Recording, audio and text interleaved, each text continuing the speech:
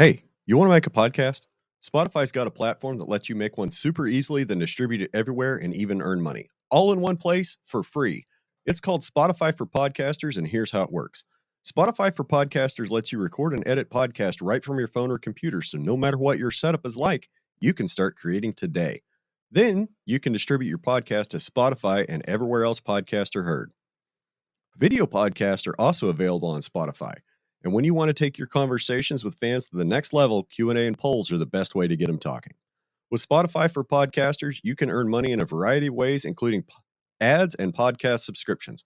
Best of all, it's totally free with no catch.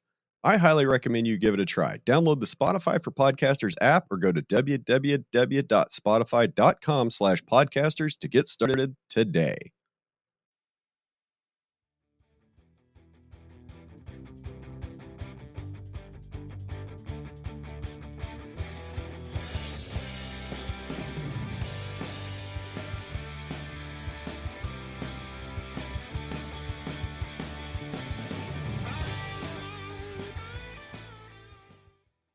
Hey gang, we're back with your weekly episode of Ranching Reboot. Today's guest comes to us from the Pacific Northwest, just up by Seattle. We talk about stockmanship, about marketing, about his forage chain, and the opportunities that COVID has brought in his business. As usual, we take plenty of rabbit trail detours. Welcome to the show, Mr. Kyler Beard. So Kyler, tell us where you're at and what you've been up to these last few days. Right in the middle of Washington State. I'm about a little over 100 miles from Seattle. So right when you get on the east side of the Cascade Mountains is kind of when you get into the rural part of Washington. But the little valley that we're in is close enough to Seattle that there's a lot of people that commute back and forth so they can get the Western lifestyle. The last couple of days right now really is just moving hot wire, having to haul some water out to some cows where we're at. And then I have a few hundred irrigated acres of grass that we have to change water on and move cattle around. So wanted to be a cowboy and really ended up being more of a grass farmer. Understandable. So I don't know your history that well. It's my understanding that your operation looked a lot different 18 months ago. Can you tell me what it looked like, 18 months, 2 years ago prior to COVID? Really, it's been changing quite a bit lately. So I started out custom grazing other people's cattle on other people's property, and that kind of worked into me buying some property of my own and backgrounding cattle. And so in order to get cheap feed, I ended up getting a mixer box and some byproducts basically to feed during the off season. And this is where things kind of changed for me with COVID. I ended up feeding all byproducts. So we got some bakery waste, some spent brewer's grain, and I was really doing that to background cattle as cheaply as possible. And thought maybe I could make some fat cattle and sell people on the fact that we're upcycling all these products that would otherwise be in a landfill. And had some USDA dates pre-COVID. So the plan was to take 8 head over. Had dates to do 8 head per month, and I was mainly going to try to do restaurant business with those. And COVID hit, and I had probably only 50 head of cattle that were finished and ready to go, and could no longer sell the rest of the cattle I wasn't going to use on the commodity market, because out here in Washington, the packing plants actually got shut down with COVID and made a backlog of cattle. So we started selling cattle like crazy. Custom was just going nuts. I had my USDA dates. I kind of switched gears because all the restaurants were getting shut down and started selling cuts of beef in 25-pound boxes. And so that started a beef business for me, which has really been a whirlwind. Last year, couldn't get enough dates to get cattle harvested, couldn't keep enough in. I went crazy and got more cattle on feed, and that turned out to be a mistake. So trying to figure out how to get that portion of everything back to scale and figure out what I need on hand and the logistics of that have been a whole nother business that started really just to move some some cattle that I finished as a trial experiment.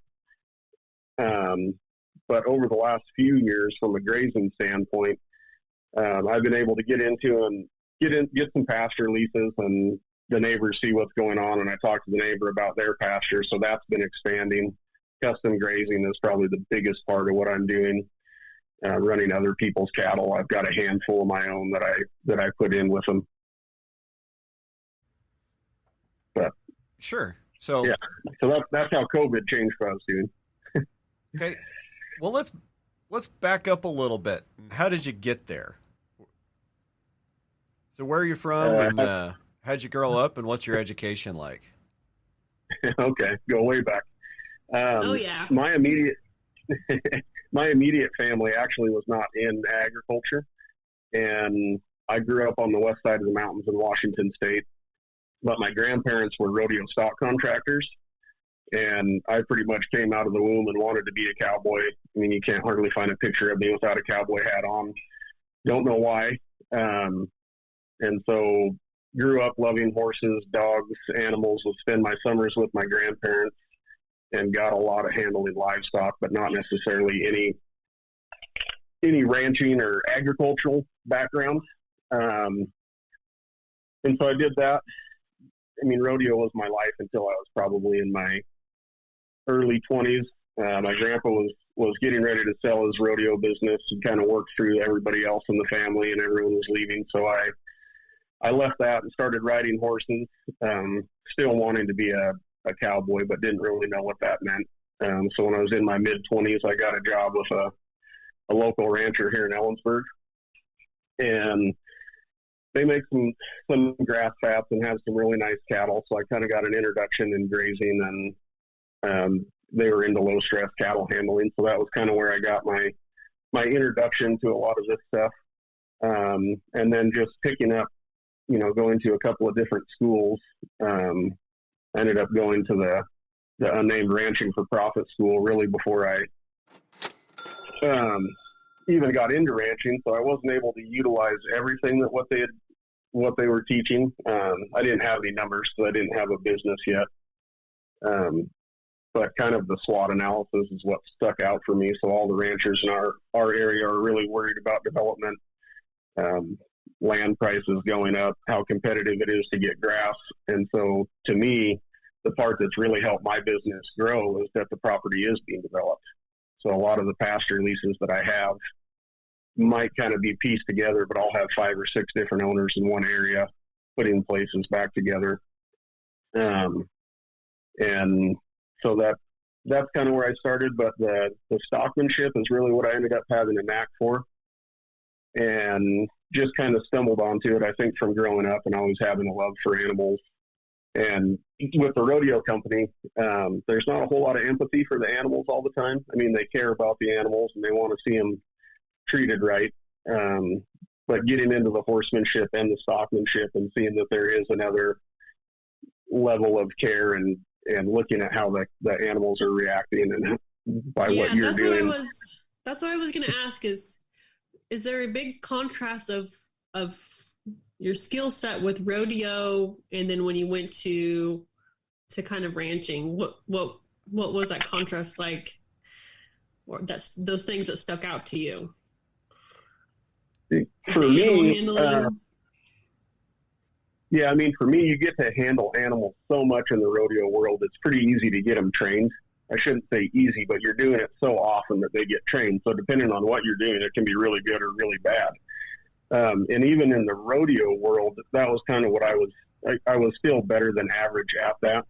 So if I were from the age 12 to, I'm going to say 18, I was the guy that would be loading the animals going up to the bucking chutes for the rodeos. And I could see a big difference from having the same crew consistently doing that and how you're handling them. Even back then, but not yelling, not making a bunch of noise, the way that you interact with other people, putting a little more emphasis on how the animals feel about what you're doing, is probably the bigger difference. So for me, it's been really fun, but a lot of the stuff there's quite a bit of carryover, and I've actually often wanted to go, not necessarily get back into the rodeo world, but it would be fun with what I know now to go back and handle the rodeo animals again. I'd like to explore that a little bit. What do you mean by that? So, for instance, this is, I mean, it's the same thing with cows, I guess, where they don't naturally want to change eyes or they want to see you out of both eyes. Just the repetitive, if you're going to sort stuff that are going to the left, you're making sure that they see you in the left eye all the time. So you're always drawing on their left eye, just being able to start them, stop them with the position of your animal or your horse's head, see how little it can take. But most of the time when you're bucking animals, they have a delivery. So whatever way the chute gate opens, they're supposed to turn the opposite direction of that. So you have a right and left delivery.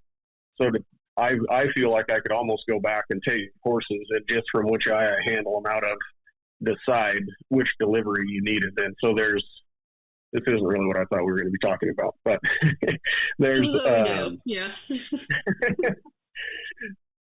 there's nights where you're trying to put on a rodeo performance and you have 4 bucking chutes going each direction. And so you need an even split of animals to go each direction. So there's almost always a debate where you're saying, well, this horse should really be a right delivery, but we need more animals going to the left so the performance doesn't slow down. So we're going to put it over here.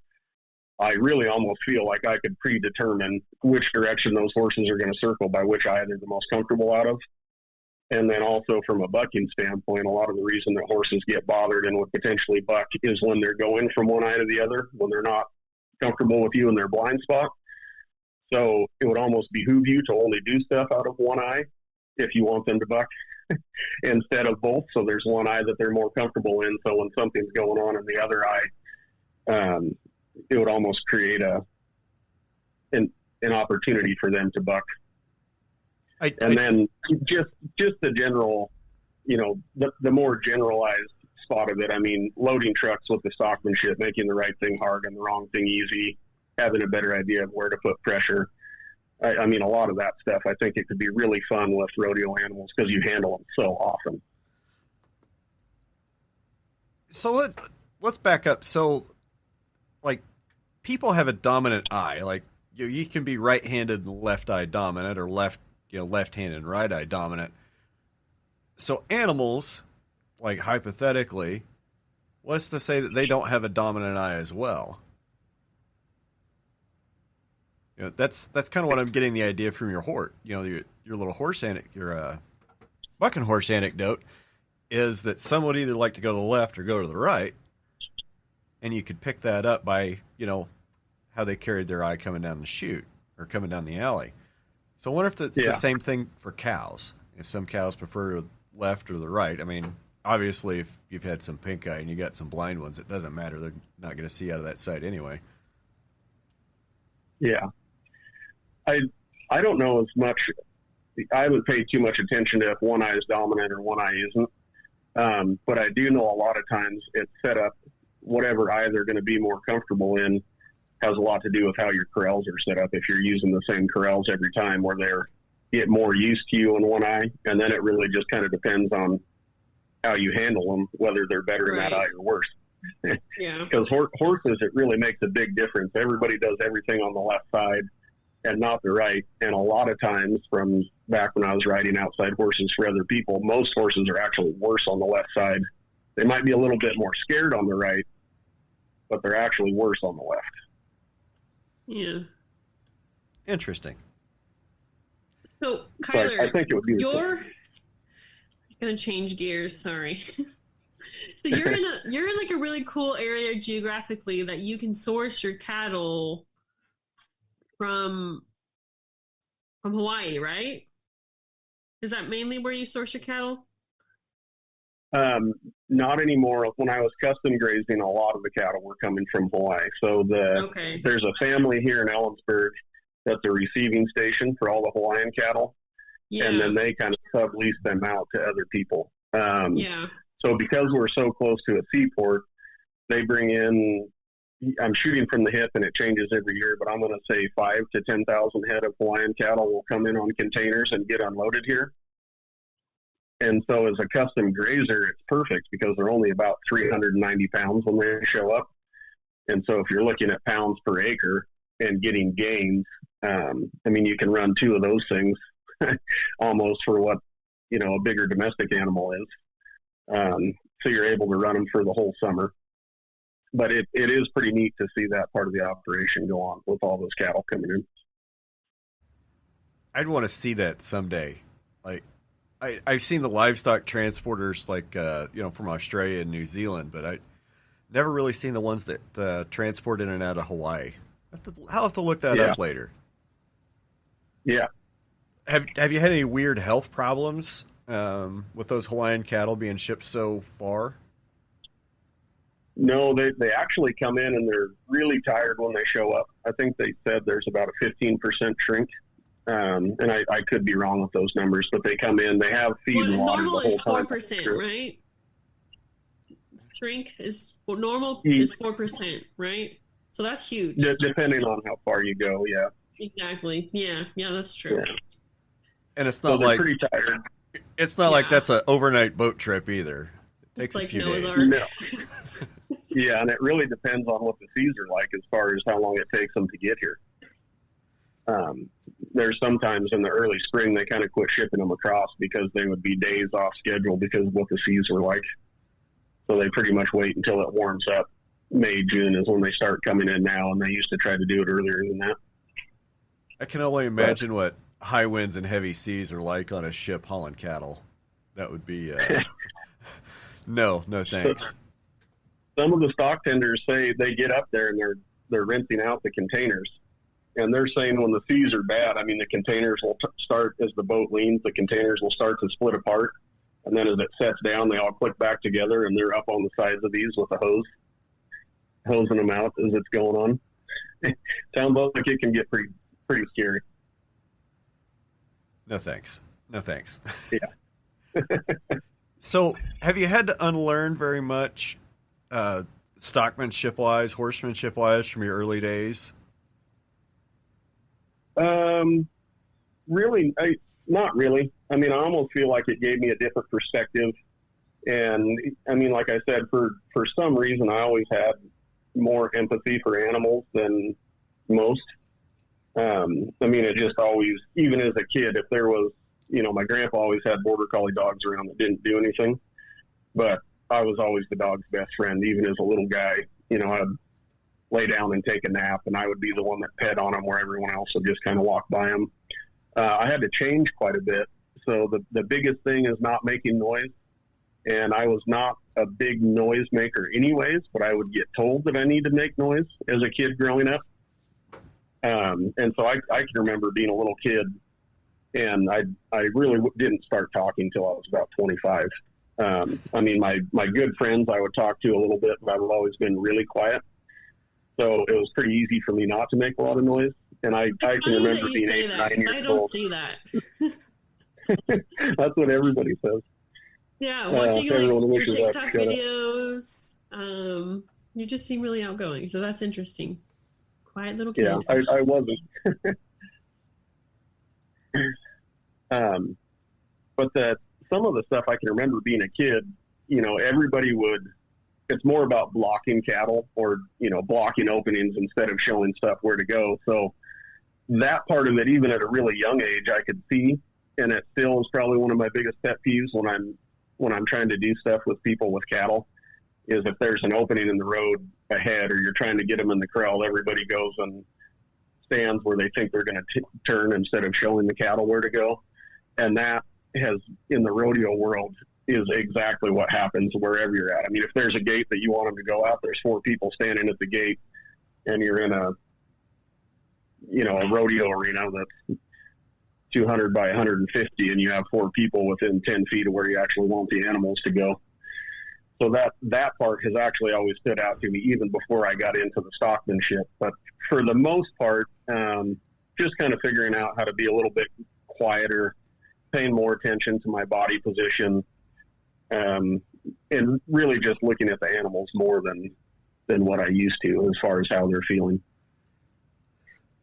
One of the good insights I got from Bob Kenford was pay attention to the eyes and the ears, but try to drive from the hip.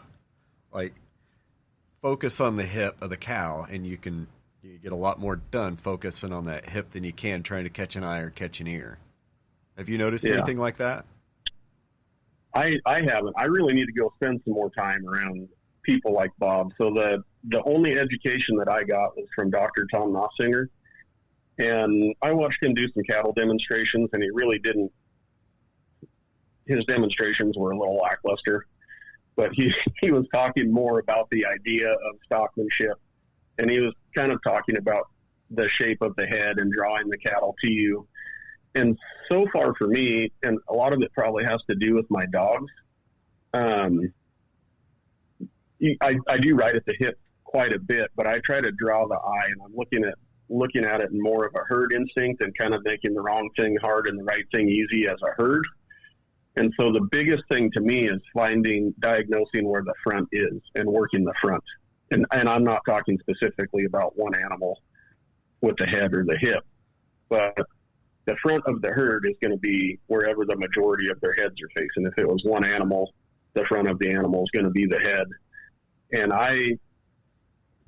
it seems like and I'm sure Bob is he's not riding behind at the hip, but he's directing them from the hip. I haven't been able to see Bob do anything yet, and I'm really anxious after listening to your podcast with him. But everybody gets confused talking about the front of the herd, where if you say work the front, you're in a pasture. They think the front is wherever you're trying to go, and the front is wherever the majority of the heads are facing. And that's something that I think people diagnose really late. And then essentially you're walking around and the cattle are just running around you the whole time, instead of you being able to diagnose the front and send them and then get back to the front to keep them lined out. And that's where the dogs make such a big difference to me.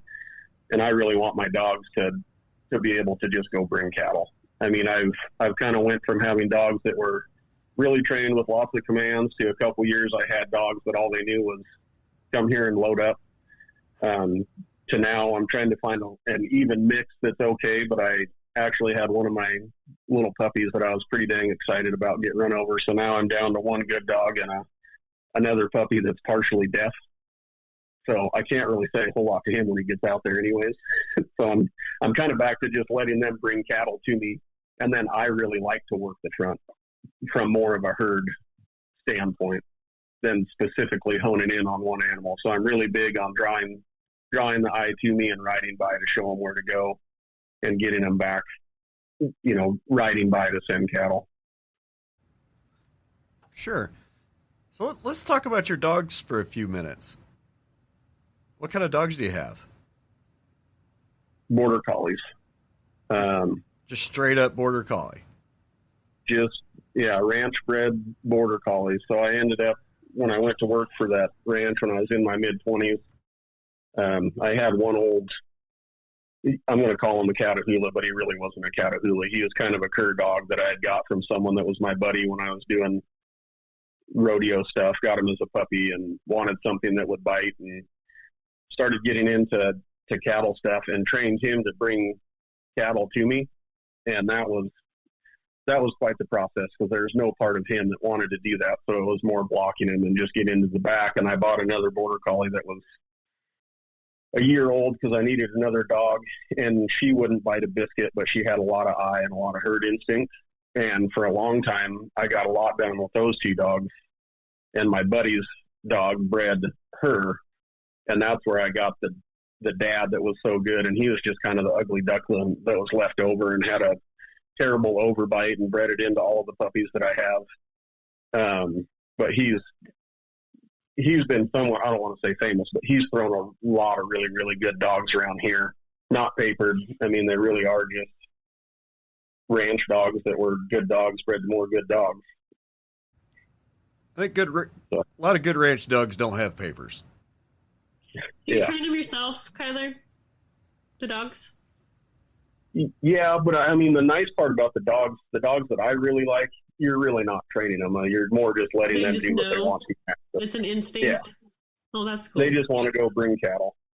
So it's more just setting it up when the cattle are going in the right direction. And yeah, I have two English bulldogs, so I have no idea what that means. Instinct, because they do nothing. Yeah. Eat shoes and slobber everywhere. Yes, absolutely. Yeah, lounge around and snore. Yep. So in your normal day, you mentioned you do polywire, and from your TikToks, I've seen you on horses. I've seen you in the side by side and the telehandler, and I've seen you out running reels. So, you haven't been strip grazing running your polywire system very long, have you? Almost the whole time.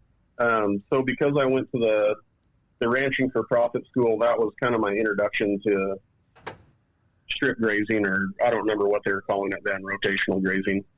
So you have to design the pasture plans there, and pretty much everything I was doing was irrigated ground, which is really, that's child's play for grazing. You can make some pretty big mistakes and it's going to recover.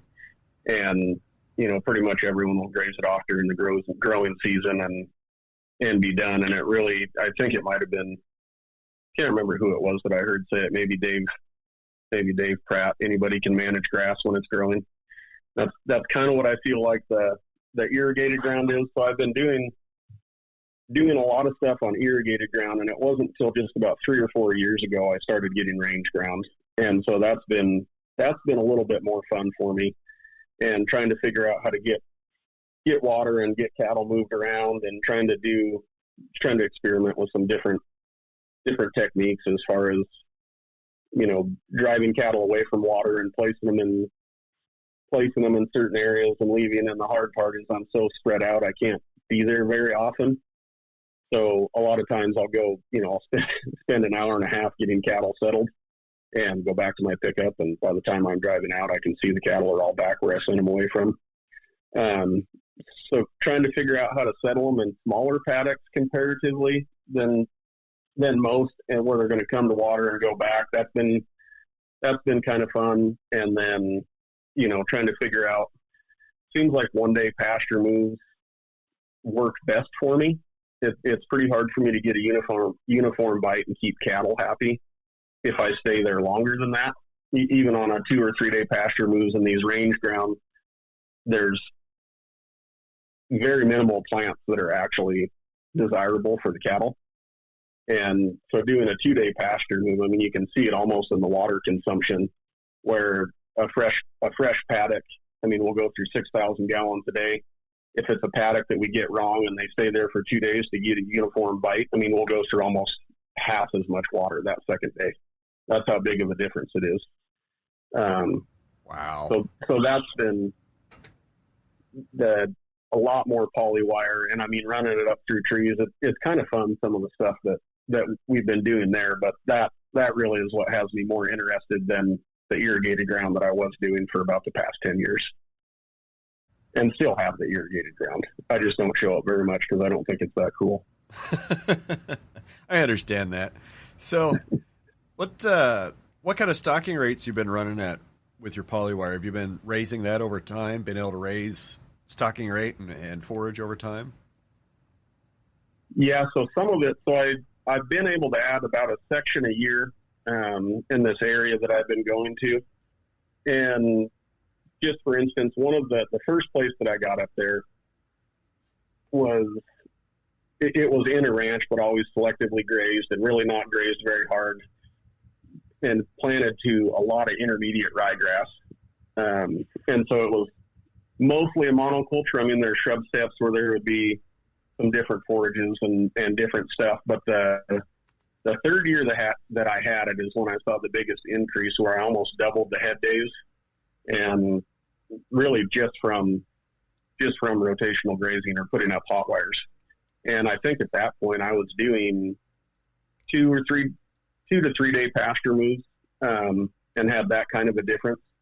And then last year I got a new piece of ground that was in CRP, and that was a real struggle. That has forage value of almost absolutely nothing. And trying to keep the cows going on that and trying to get an even graze. At the end of the season last year, there's plenty of dead standing forage, and putting out some supplement for the cows. And then we actually started trying to feed some alfalfa on top of it, which did some cool things for getting alfalfa seed out there and knocking down some of the dead grass. But I think it was about October 10th. I said, the heck with this. I'm not putting up polywires, hauling water, and hay all at the same time, because the ponds had all dried up by then. So I called it quits and brought him back. And that pasture looks amazing this year, but it's about half the length of everything else. And my only thought really is that there was just nothing going on in the soil. It had been sitting dormant for 40 years. The grass was green. It shot up. There was lots of life. You can feel the difference in your feet walking across it compared to the other CRP grounds right across the road. But it just didn't really go anywhere. So my head days on that this year were half of what they were last year, but the cattle were much more content. The feed was better. There's probably about twice as many plants. It's just not near as tall. Really be interested to see what that looks like next year and what kind of production you get out of it next year. Yeah, me too. And this year we are in a drought just like a lot of other places. So I don't think we've had a rainfall event since June, and that was not much. I want to say a quarter inch. I mean, this is the driest on record in quite a while. What's which the was also average kind of precipitation per year? 16 inches, around there, 16 to 18 inches. Okay. So still arid, I guess. 16, is that the cutoff for arid? Yeah, well, that close to Seattle, I thought you'd get more rain. More, so did I. Yeah, it's almost a different, when you get to the east side of the Cascades, it's like it changes. It's pretty arid, a lot of sagebrush. I should say sagebrush now, but a lot of range ground. And the little valley that we're in is actually Kittitas. Kittitas stands for fertile. So this is the fertile valley named from the Indians. And so this has more water that come off of the Cascade. So we have a really cool irrigation system. So everything on the valley floor is still really green and not so susceptible for drought. But everything else that's non-irrigated this year has been dry for months. And your irrigation there, that's all mountain water capture? Yeah. Big reservoir. Okay. I'm kind of starting to get a little bit familiar with that. It's an odd way. I just have to drill a hole and drop a pump down there 60, 70 feet, and I get about 10 gallons a minute. And it's nice because it's reliable. I'm not depending on winter snowfall to make sure that I've got enough water to not only grow grass, but to water livestock. Yeah. Yeah, and that is a problem here too, talking about grazing.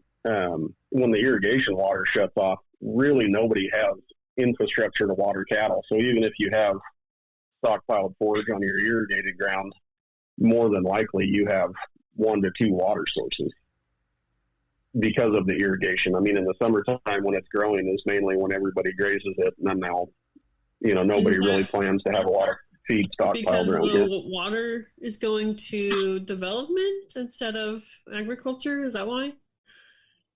No, just because we're watering cattle with the irrigation water, and then when the irrigation water shuts off, there's no stock water anymore. So I was just thinking of Brian saying that he's drilling a well and putting the pump in there, and it's reliable, and he also has it for stock water. I was just thinking of that in my mind, that it is one of the constraints to stockpiling feed on irrigated ground here, that when water shuts off, there's no stock water in a lot of places.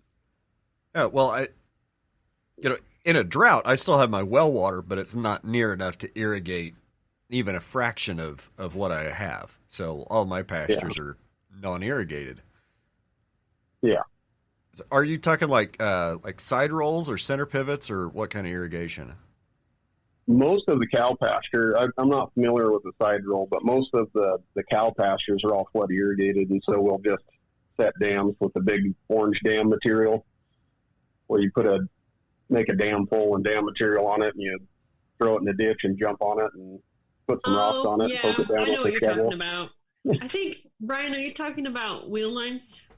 Yeah, I call them wheel lines, but they had another name for them out in Colorado. What is it? Yeah, there's a lot of the... Sorry to interrupt you, CK. No, you're good. I'm interrupting you, so we're good. A lot of the farm ground is all sprinklers. Yeah. But not too much of stock pasture. What's the forage like in your pastures? Like, Obviously, if we're talking about something that's irrigated, it's probably going to be a non-native or quote improved grass. But what kind of forage base are you dealing with? A lot of meadow foxtail on the wetter spots. We've got a lot of Nebraska sedge. It's real easy to get quite a bit of clover, but most of the clover that everybody has coming up is the white clover that doesn't really have a lot of volume or yield, and you actually find it in the spots that are grazed down really tight, the rock bars. And there is people have planted to improve pastures, so obviously there's a lot of red clover that people have tried to introduce. But I would say consistently it just looks, I don't know if you're familiar with meadow foxtail or not. That's probably the majority of what the grass is, and then depending on whether it's a wetter or drier area, or how you're managing your pasture to get more lagoons to come up. But most of the time, the lagoon that everybody gets is white clover, and it's actually been a little bit funny for me because a lot of my friends that are grazing, it's got a great feed value, and when you graze your pastures down tight early, like we've heard a lot of people talk about, to get your lagoons to come up, you'll get a bunch of white clover, but you don't get any yield. It doesn't get very tall. You might get some great gains on cattle, but you're not getting any volume out of it. And the places where you see it the most is the bull pastures, the horse pastures, the stuff that's getting grazed down super tight. So I always kind of laugh when all my buddies are bragging about how much clover they have in their pasture. Yeah. Yep. Where I've actually seen the opposite in mine, where I'm getting more grasses and less lagoons and having to graze it tighter to try to keep them coming up, when it really is the worst spots in my pasture that have clover. Yeah, exactly. Because clover, because they don't have a tall stand, if there's bare ground, they aren't really competing with other tall grasses. Does the foxtail, I don't think Brian and I are familiar with that at all. The meadow foxtails, does it have the same inflorescence or like the same seed head as like the weed foxtail? Or is it different? No, it looks more like a hay. If you were to think of a typical meadow hay, they raise a lot of Timothy hay around here that gets exported. Mm-hmm. And so Cle Elum is one of the towns that's not too far from us. So the joke is that it's Cle Elum Timothy, because the head looks so similar. So it's probably got a 3-inch head that's pretty. I'm sure you've seen it quite a bit. I've seen it probably, quite a few other. Right? Yeah, so, yeah. But the range ground has been pretty fun to see. We get a lot of, like I said, there's a lot of intermediate ryegrass. This year, with it being drier, we've had a chance for some of the other plants to flourish. So there's, I'm going to say, twice as much alfalfa this year as what there was last year.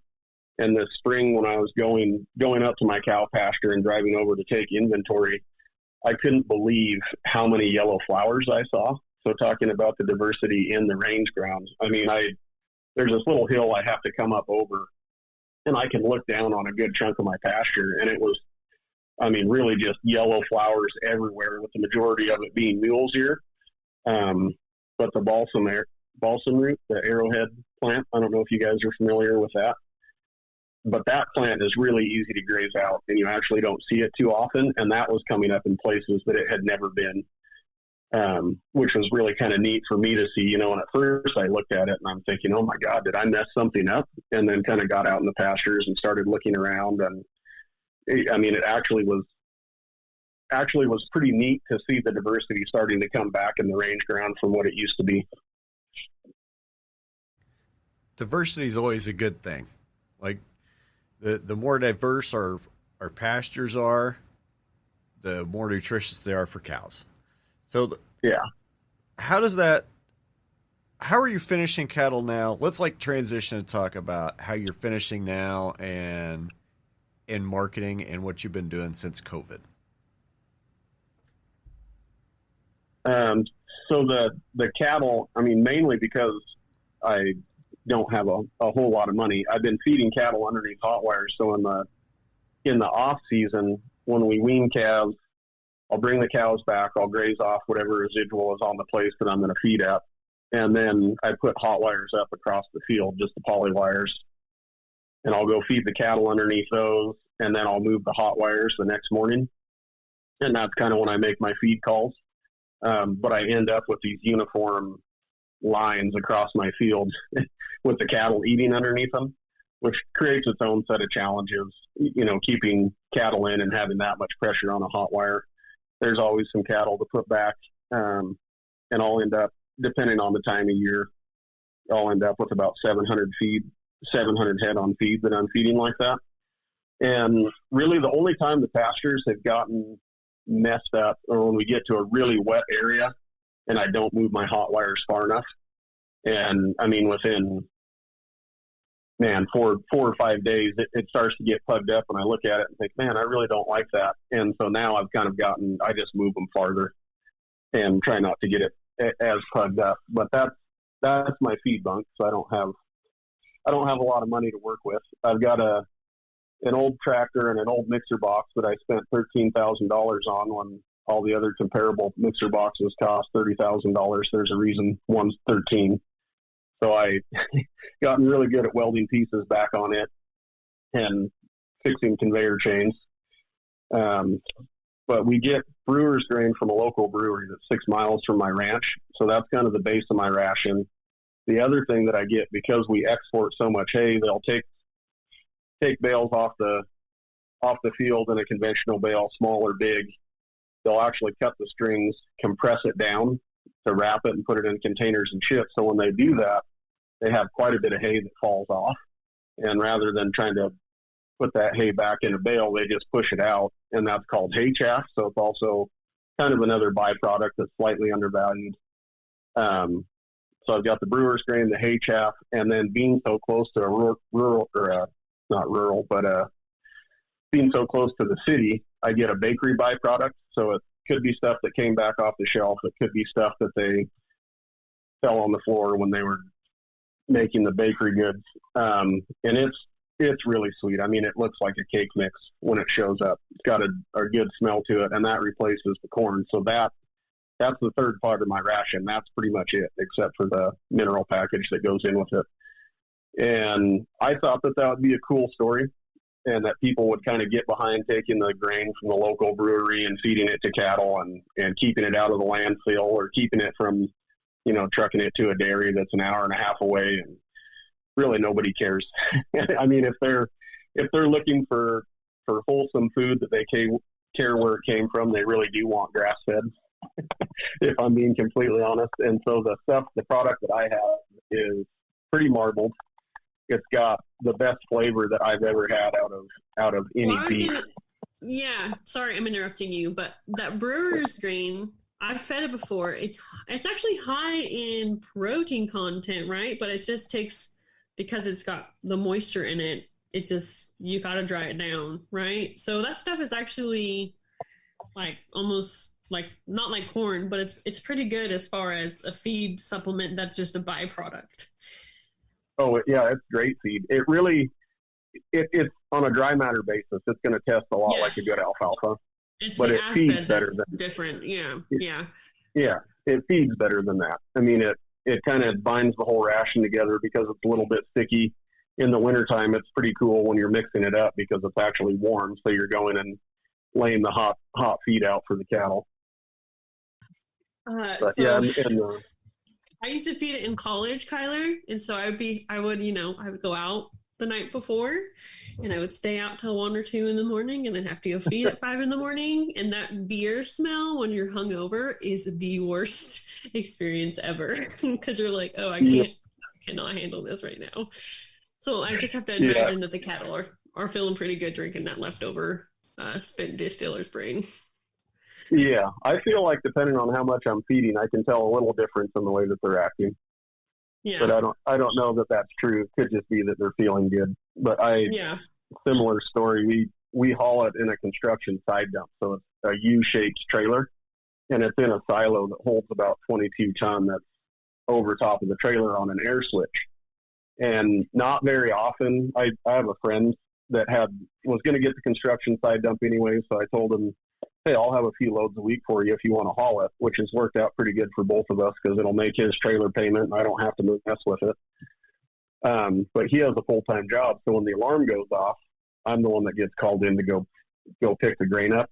And the exact scenario that you were talking about, and even worse, I was hung over on the beer. The Iron Horse Brewery is the name of the brewery, and we had a meeting, and they had kind of hosted it, and so they had given, they were giving free drinks to everybody. So I had 4 or 5 of those, and they you could have because they're free. Yes.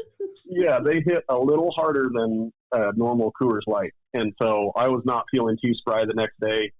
Got a phone call that the alarm had went off, so I backed the trailer in underneath the silo and flipped the switch, and then you go to shut it off because there's so much moisture coming out of it, and I flip it down, and I don't hear the gate close.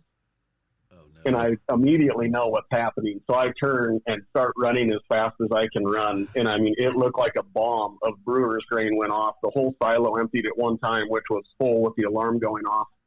And the whole back of me, I was wearing a baseball cap. I had probably an inch of brewer's grain on top of my baseball cap. The whole back side of me was covered. And the only part that didn't have brewer's grain on it was the front of me. So I know exactly what you're talking about when it's not very fun to be around that stuff when you're not feeling good. Yeah. Especially from being out too late. It's like the hand sanitizers that smell like vodka or tequila, after the COVID shortage. It just brings back memories of, oh gosh, never again. Yeah. I can honestly say that after about 16 years of not drinking, those memories are very, very, very distant. Good. Yeah. Yeah, that's probably not something that you miss at all. No, I really don't. Big bar tabs, not something I got to worry about. So, yeah. 25-pound beef boxes. Who's your customer, and how did you figure out the 25-pound beef box? Really, that's about what we can fit in a 12 by 12 box. And we were trying to come up with assorted steaks, assorted roast, and hamburger that's going to move a whole animal. So my thought the whole time was trying to move the entire animal. So we've got 3 different 25-pound beef boxes that you're going to get assorted steaks out of. And so if you're one of the members that we have, I think, 4 different tiers of memberships. And so you can sign up, you can pay monthly. We'll ship, depending on how much beef you want, how often. We'll ship quarterly, every other month, or every month to you. And one of the coolest things, and I know Michael Kinsey has kind of given me some crap about this, but it has been pretty fun to figure out how to add more value to the animal. So everybody wants more steak pretty much all the time, and there's so many good steaks that people have not been getting. I want the tomahawk steak. I'm already going to say it. Yeah. Those monsters. The tomahawks are pretty cool. And we all know that it's just a bone in ribeye, so you're paying for the bone. Yes. But when you're pulling them out, there's something about it that makes you want to experience. Make the Tim the Tool Man Taylor noise and go barbecue a tomahawk. Yep. But getting all the other steaks put together, and then we've kind of gotten into the barbecue community a little bit. They've been our biggest supporter so much, and they want all the oddball cuts, and so there's so many of them that you can't find in the grocery store. So that's been one of our selling points is, you're going to get all of these specialty cuts off of depending on your subscription. That could be your tagline is not your grocery store steaks. Yeah. Yeah. I got in trouble for saying that from some other cattlemen one time. I can't remember what I said, but something about, are you tired of the grocery store hamburger? And I got blown up from everybody. I actually didn't even make the post, but my phone was blowing up about it. And those guys probably have no idea where their meat was ending up. Probably not. Yeah. I mean, it's all circling back, and I hate to say it again because I'm starting to get kind of known for saying it, but shake the hand that feeds you. Yeah. Yeah, I use that all the time now that I've been hearing you say it. I should give you more credit for it. So what's your target customer? What's your customer demographic look like? I really don't even know right now. It's kind of all over the board. We have some people that really just want to know where their food has come from. When we've had an opportunity to bring people out and do a ranch tour, to me, it's slightly embarrassing because I don't have a big fancy place and I run on a lot of lease ground. But everybody, pretty much anybody that comes gets pretty excited about that and feels good about it. I think the customer that we have is somebody that wants to know where their food has come from, can't afford a half a beef or a quarter beef or a whole beef at one time, but they can lock in their price for a year. They can pay a monthly subscription and then get it in 25-pound boxes. But I don't know what the right demographic is, and I really am not even sure what demographic I should be trying to market to. So we've been doing a lot on Instagram and the barbecue, Instagram and Facebook. And Instagram is where the barbecue community has really picked us up and taken off. And on Facebook is kind of more of the housewives that want to feed your family. And we really have not sold as many subscriptions to them. A lot more of them have come off Instagram from people that are barbecuing all the time. You should try to do, sorry, interrupting again, but you should try. So I'm just thinking, like, this is what we do to figure out who our demographic is or what's this insight. So I think what might be helpful is if the people who are subscribed now, that's your demographic. So I would figure out what's their age. Are they a family or are they like a single person? And then maybe some other simplified questions, and then use those metrics to filter out those Facebook or Google ads or Instagram sponsored things, if you guys are doing paid advertising. Yeah. Well, and I signed up for an app called Barnes Door. I don't know if you've seen any of that stuff advertised. Yeah. And it's actually a company from Washington. Okay, good. They do all that for you. That's kind of what they do is, we can get all those analytics and they can filter stuff for us and, kind of know where we should be more pinpointed. But the problem that we were having, I actually canceled that subscription because there wasn't much lenience. And so, for instance, with the subscription, one of the big things that's been selling for us is that you're paying for it monthly. And so I have a lot of friends that have want to buy a beef box, and I tell them, oh, yeah, sure, I'd love to set you up with one. They say, oh, perfect. How much is it? And I say $300, and they kind of look at me and, well, what if I get 10 pounds of hamburger? So when we went to Barn to Door, they wanted to charge every time there's a fulfillment. So essentially, you're signing up for the membership, but you really weren't able to pay monthly for it, and that was one of the biggest reasons that we quit. And then the analytics were really, really cool, and we were able to look at that. But that was kind of the only upgrade that we have.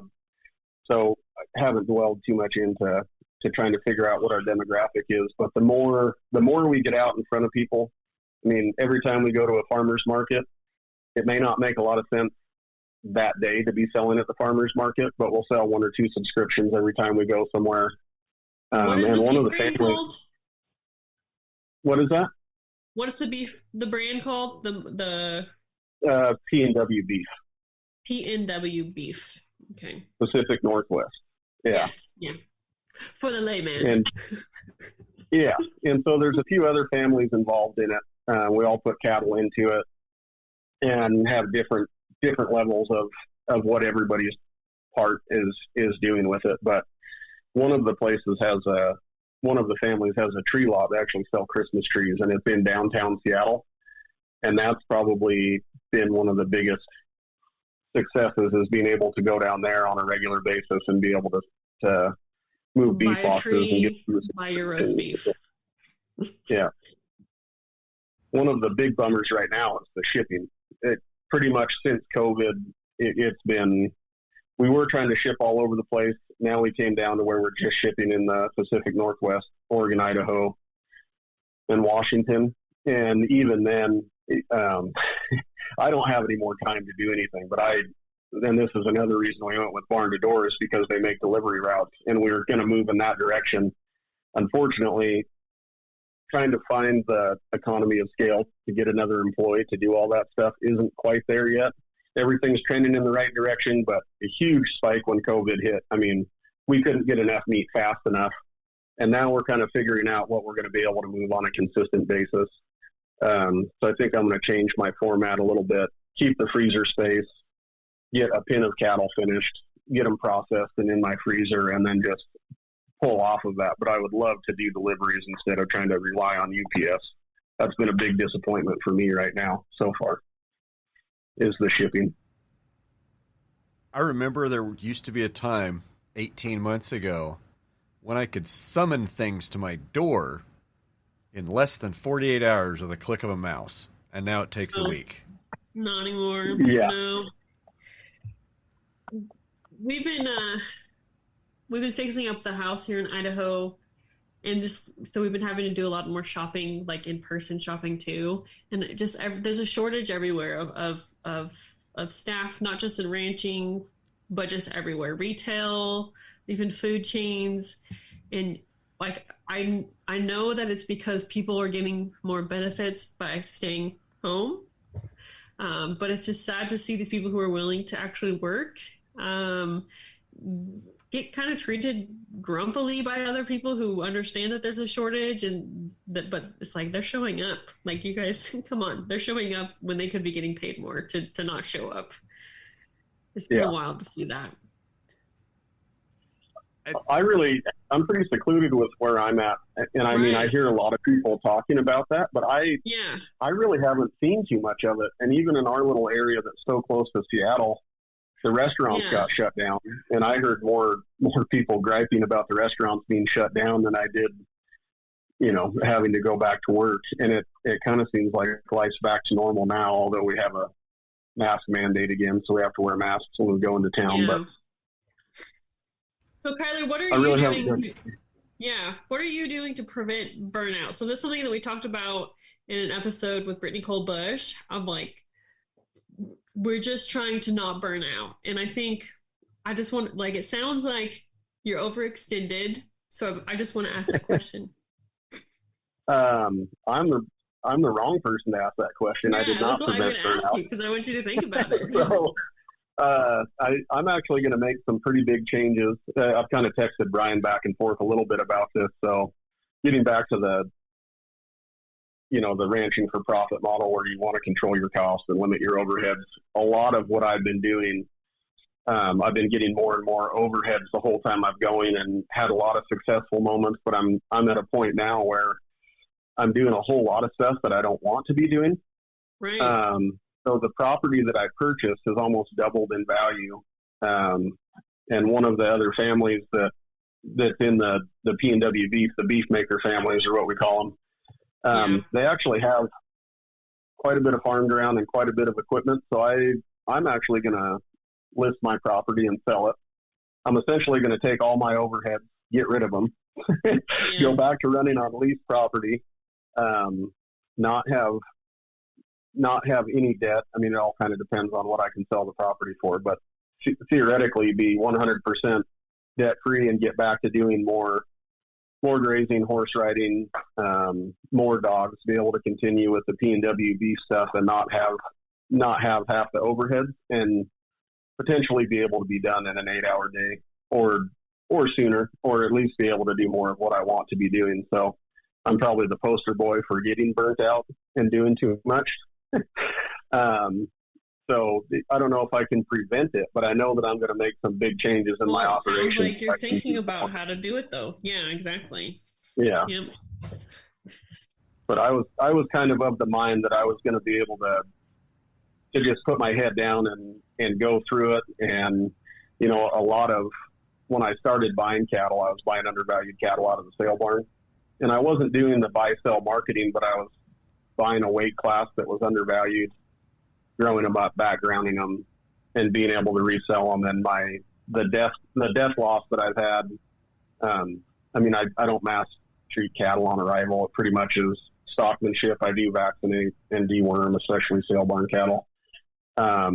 But that part, I've had a lot of successes doing that, and that was kind of what jump-started me to be able to buy the property, and then I ended up with some undervalued cows.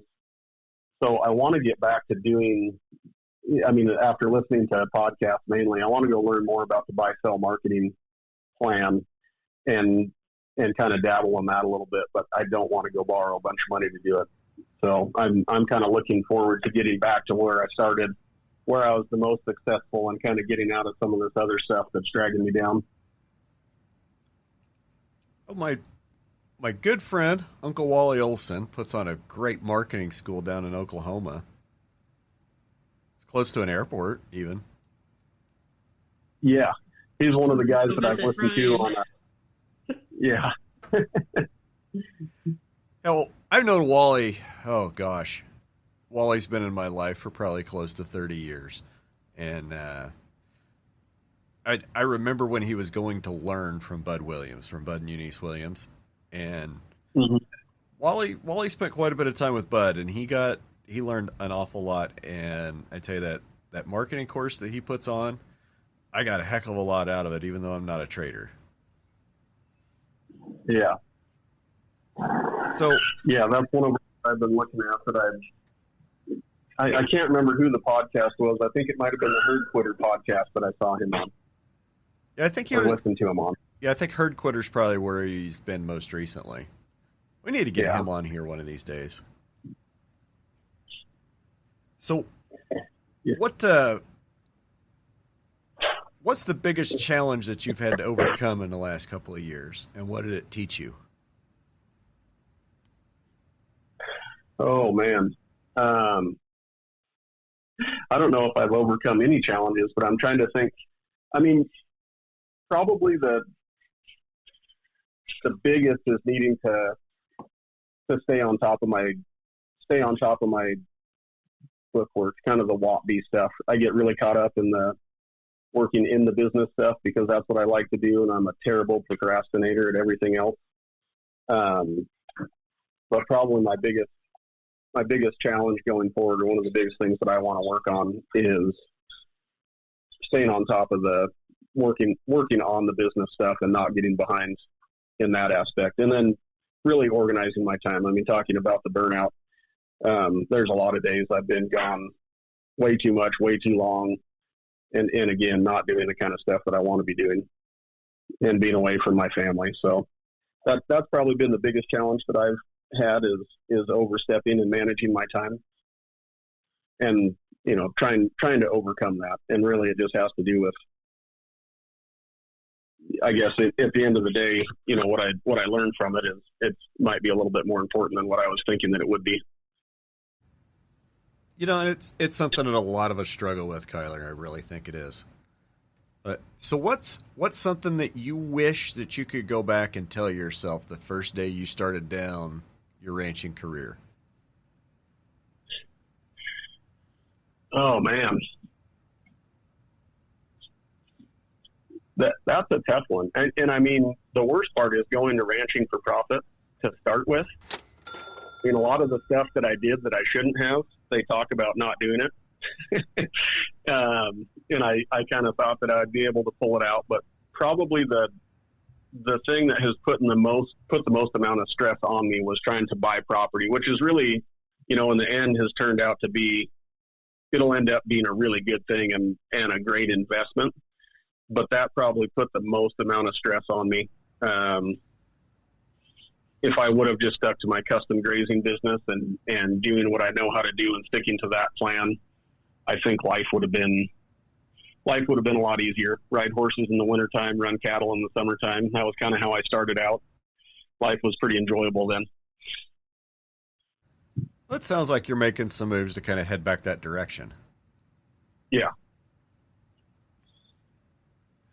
So besides the school that shall not be named again, what are some good books, good resources, good schools that you've come across that have helped you out a lot? I mean, for me, the Dr. Knopfsinger, his stockmanship clinic is kind of really all I've been exposed to. I haven't traveled too far to go to much, but that's probably just the idea of the stockmanship and what you're looking for has helped me out as much as anything. My favorite book, I mean, honestly, one of my favorites is probably Rich Dad, Poor Dad, even though it's not a grass book or a ranching book. That's probably one of my favorites. You can listen to it too on Spotify, right? Okay. Or yeah, it's an audiobook. I just listened to that. It's honestly pretty similar to some principles in RFP, I would think. Yeah. It was actually one of the books that was on their reading list. Okay. Yeah. No, in the back of the yes. Yeah. I think I read that, like, isn't that like 20 years old? It's been around old, a while. Yeah. Yeah. I was listening to it as I was painting the house, and so can we talk about that? Because one of the things that I think I've always kind of thought of it is like buying a house or buying a property is actually more of a liability than it is an asset, right? And so for the way that he said that and framed it was like it actually should be in the risk column and not the asset column, right? Depending on what you're doing with the property, yeah. Yeah, because you have taxes, you have infrastructure stuff that you have to maintain. It's not always an asset. I mean, if it's another enterprise to an existing business that provides its own cash flow, then yes, it's not such a risk. But if it's a dwelling that, if it's a place that's just straight up cost, yeah, it's probably in the risk column.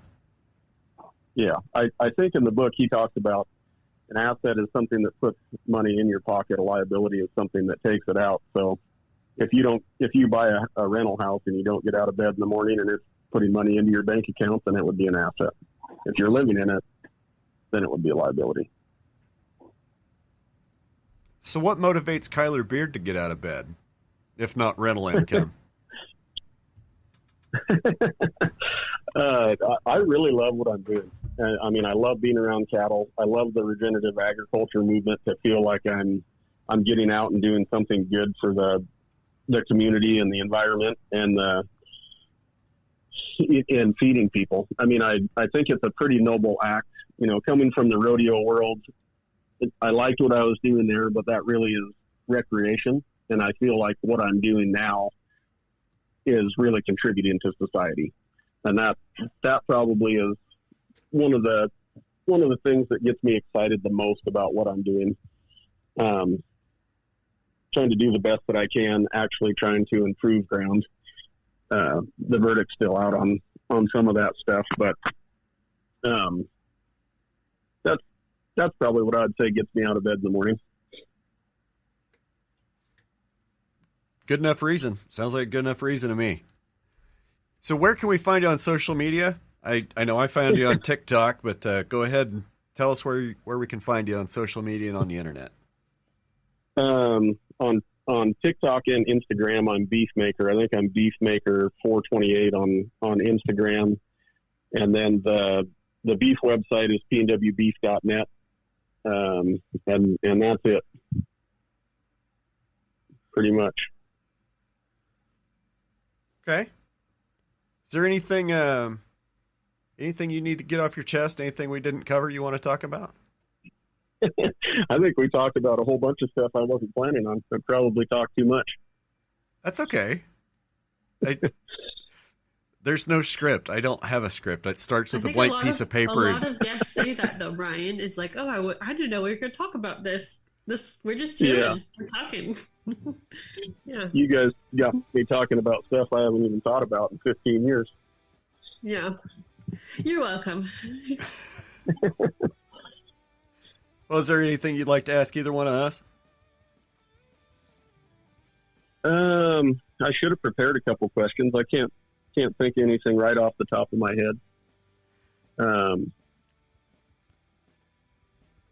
I'll have to think about that and get back to you later. It won't make the podcast, but I know I've had a million questions for you before, and I can't think of one right now.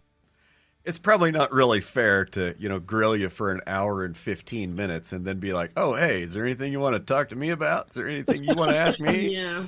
Right. Yeah. Well, Kyler, Yeah. it's been a lot of fun. All right, thank you for joining us today, and I think this is probably a good place to go ahead and wrap her up and end. Thanks for having me. I really appreciate it. Yep, thank you. I hope you sell your property for twice or 3 times what you're asking. Yeah, me too. P.T. Barnum said there's a sucker born every minute. Hopefully it's the next guy that drives down sees your for sale sign. Yeah. All right. Have a great evening, guys. All right. You too.